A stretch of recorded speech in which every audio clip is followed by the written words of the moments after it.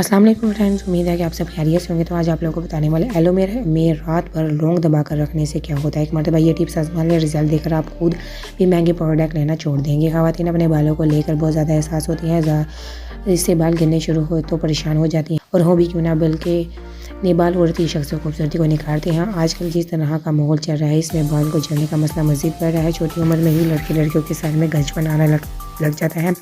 इस मसले को देखते हुए आज हम आप लोगों के लिए एक ऐसा ज़बरदस्त तेल जो आपके बालों को घना करने के साथ साथ उन्हें झड़ने से भी रोकेगा। यहाँ आप लोगों को बताते हैं कैसे बनाते हैं। एलोवेरा में रात भर लौंग दबा कर रखना है। एलोवेरा का तेल बनाने के लिए सबसे पहले इसका एक पत्ता लें और इसे बीच से काट कर इसमें 1 चम्मच के करीब लौंग दबा कर रख दें और फिर इसे एक कपड़े में बांध कर कपड़े को गीला कर लें और रात भर के लिए छोड़ दें। अगले दिन लौंग समेत एलोवेरा का सारा गुदा निकाल लें और एक बर्तन में 1 कप जैतून के तेल के साथ मिलाकर 10 मिनट तक चूल्हे पर पकाएं और इसके बाद छानकर कांच की बोतल में रख लें। इस तेल को आप 6 महीने तक इस्तेमाल कर सकते हैं। बस लगाने से पहले इसे हल्का सा गर्म करें और अच्छे से बालों की जड़ों पर इसकी मसाज करें।